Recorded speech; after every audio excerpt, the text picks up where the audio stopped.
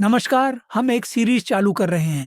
इस सीरीज में हम आपको भारतीय संविधान के बारे में पूरी जानकारी देंगे। जानकारी अच्छे लगे तो चैनल को लाइक, शेयर, सब्सक्राइब जरूर करें। आपका सहयोग संविधान का सहयोग है। इस सीरीज को हम भागों में बांटेंगे।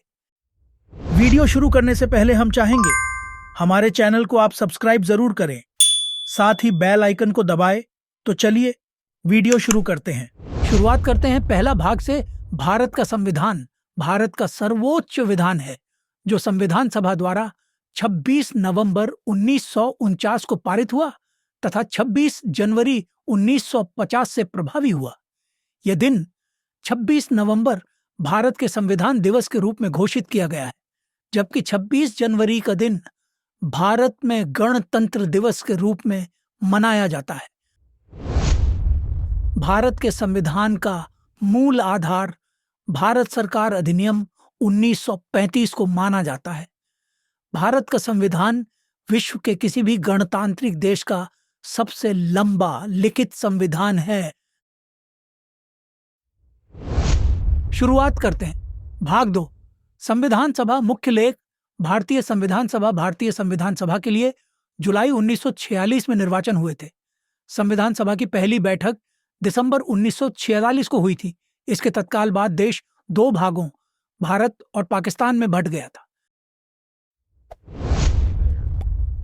संविधान सभा भी दो हिस्सों में बंट गई, भारत की संविधान सभा और पाकिस्तान की संविधान सभा।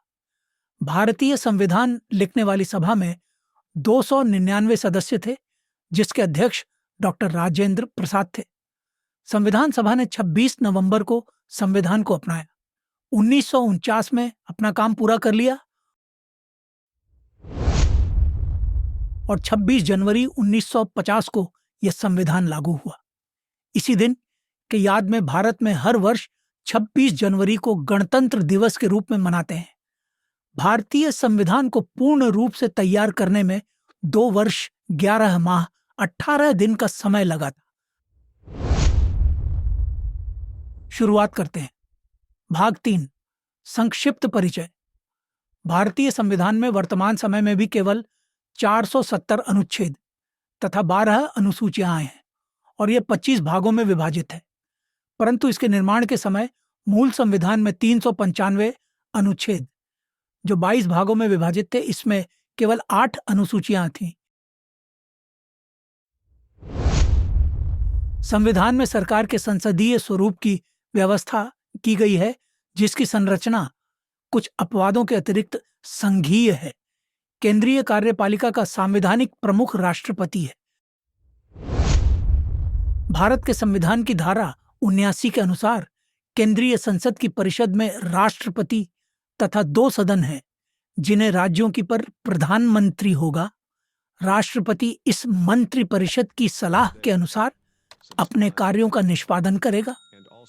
इस प्रकार वास्तविक कार्यकारी शक्ति मंत्री परिषद में निहित है, जिसका प्रमुख प्रधानमंत्री है, जो वर्तमान में नरेंद्र मोदी हैं।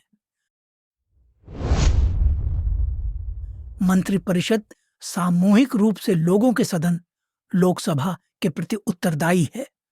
प्रत्येक राज्य में एक विधानसभा है। उत्तर प्रदेश, बिहार, महाराष्ट्र, कर्नाटक, आंध्र प्रदेश और तेलंगाना में एक ऊपरी सदन है, जिसे विधान परिषद कहा जाता है। राज्यपाल राज्य का प्रमुख है। प्रत्येक राज्य का एक राज्यपाल होगा तथा राज्य की कार्यकारी शक्ति उसमें निहित होगी।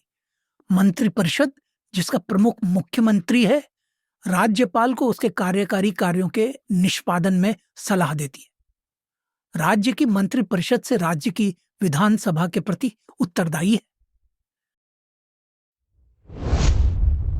संविधान की 7वीं अनुसूची में संसद तथा राज्य विधायिकाओं के बीच विधायी शक्तियों का वितरण किया गया है तथा इसी अनुसूची में सरकारों द्वारा शुल्क एवं कर लगाने के अधिकारों का उल्लेख है। इसके अंतर्गत 3 सूचियां हैं: संघ सूची, राज्य सूची एवं समवर्ती सूची। अवशिष्ट शक्तियां को संसद में विहित है। केंद्रीय प्रशासित भूभागों को संघराज्य क्षेत्र कहा जाता है। आज के भाग में इतना ही। आगे के भाग आपको जानना है तो चैनल को सब्सक्राइब जरूर करें, साथ ही बेल आइकन को दबाएं, साथ ही इस वीडियो को लाइक और शेयर जरूर करें। धन्यवाद।